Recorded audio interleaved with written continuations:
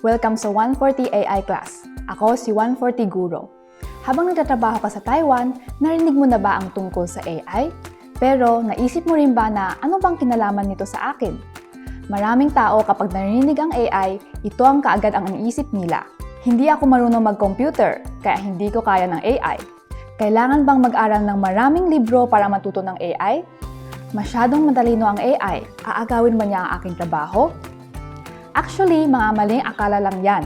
Ang AI ay hindi lang para sa engineers o experts. Basta marunong ka mag-type o magsalita, may chance ka nang gamitin ang AI para tulungan ang sarili mo. Sa video na ito, matutunan mo bakit kailangan pag-aralan ang AI? Ano ang AI?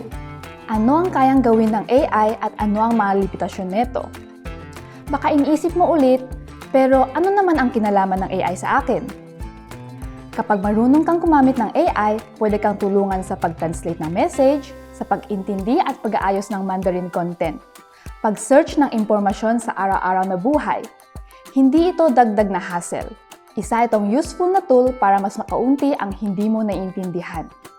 Mas malinaw ang komunikasyon at mas madali ang buhay at trabaho mo dito sa Taiwan.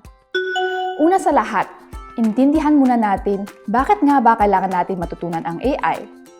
Para sa migrant workers, malaking tulong talaga ang AI. Hindi mo kailangan maging magaling o expert para magamit ito sa buhay at trabaho dito sa Taiwan. Araw-araw tayong humaharap sa language barrier at hirap sa communication, kulang o magulong impormasyon.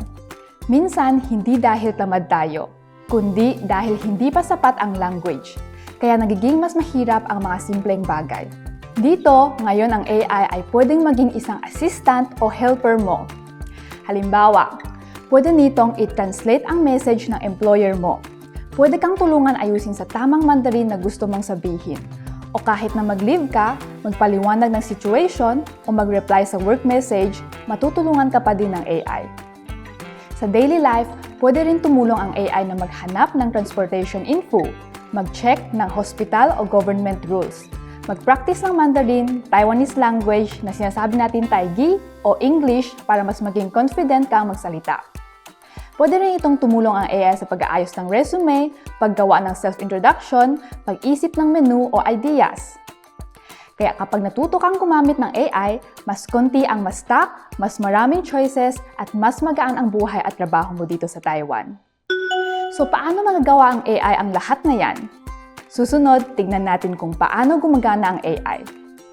Isipin mo ang AI bilang isang assistant na nakabasa ng sobrang daming impormasyon.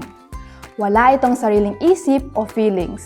Pero dahil marami na siyang nabasa, kaya magaling siya humanap ng patterns sa data. Paano gumagana ang AI? Andito ang 3 steps. Una, data learning. Parang estudyante na nagbabasa ng maraming text, pictures, data, at hinahanap kung ano ang madalas lumabas. Ikalawa, experience accumulation. Parang paulit-ulit na practice.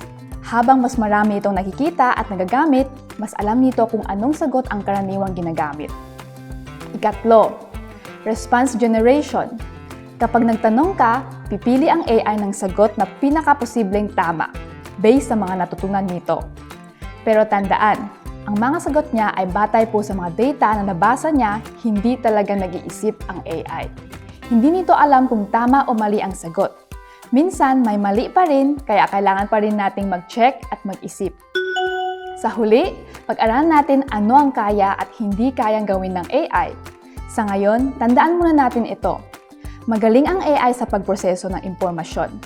Halimbawa, kaya nitong mag-translate ng iba't ibang wika at tumulong sa pagsulat ng simpleng text tulad ng message, explanations o articles. Bukod sa text, kaya rin ng AI na gumawa ng image based sa instructions o i-summarize ang maraming impormasyon para mas mabilis mo itong maintindihan. Pero may mga hindi rin kayang gawin ng AI. Hindi ito marunong mag-isip tulad ng tao at hindi rin ito kayang mag-desisyon kung ano ang aaralin o paano.